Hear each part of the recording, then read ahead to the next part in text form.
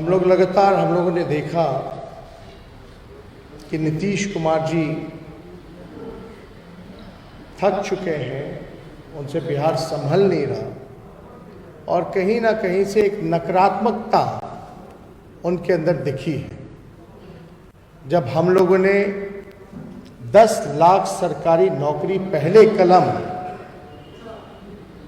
और पहले मंत्रिमंडल में देने का संकल्प रखा बिहार के सामने, तो कहीं ना कहीं से बड़ी नकारात्मकता भरी टिप्पणियां नीतीश कुमार जी ने की। ऐसे कह रहे थे जैसे ये काम हो ही नहीं सकता, असंभव है। आज के दौर में जब लोग चांद पे चले जाते हैं तो बिहार में कारखाने और नौकरियां क्यों नहीं मिल सकती। नीतीश कुमार जी ने कहा, कुछ बात तो ऐसी बोली जिससे निजी हमला उन्होंने किया कि क्या अपने बाप के पास से पैसा लाएगा, इस तरह की बातें उन्होंने कही। हालांकि बड़े हैं, कुछ भी कह सकते हैं, वो गाली दे या कुछ भी कोसे, उनका सब कुछ जो है हमारे को आशीर्वाद के रूप में लगता है।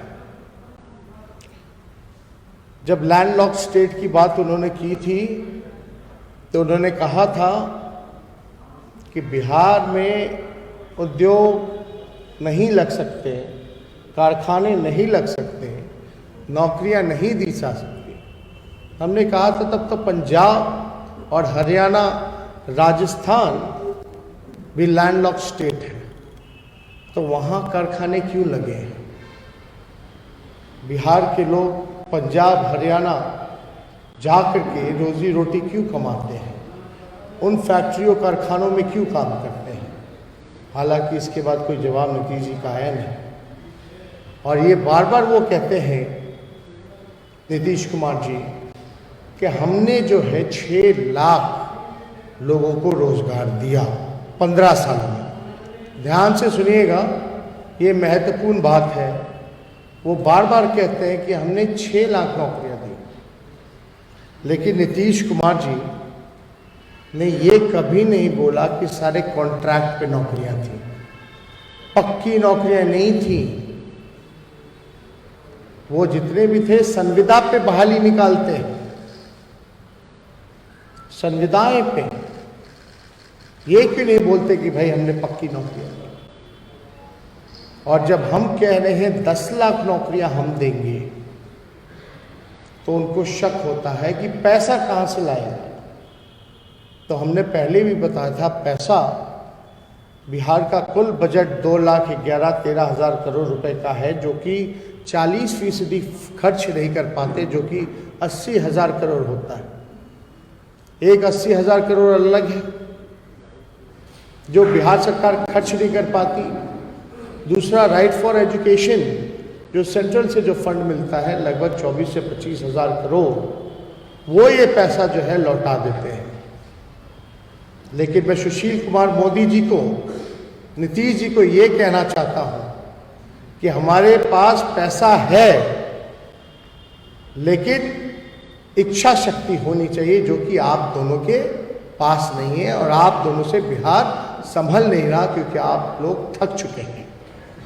अगर फिर भी नीतीश जी को, सुशील मोदी जी को लगता है, तो अगर हमारी सरकार बनेगी तो मुख्यमंत्री, मंत्री या विधायकों का सैलरी भी अगर लेना पड़े, तो हम लोग जो है उस सैलरी को हम लोग लेकर के नौकरी करने वाले जितने हमारे लोग हैं उनको देने का काम करेंगे।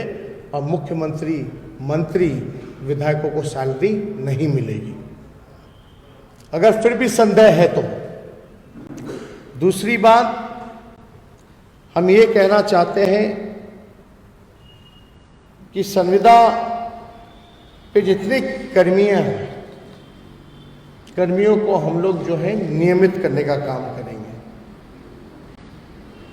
हम लोगों ने पहले भी बोला, जितने नियोजित शिक्षक हैं, सभी लोगों का जो आंदोलन रहा समान काम समान वेतन को लेकर के, उन सभी को जो है अधिकार, समान काम समान वेतन का हमारी सरकार देने का काम करेगी।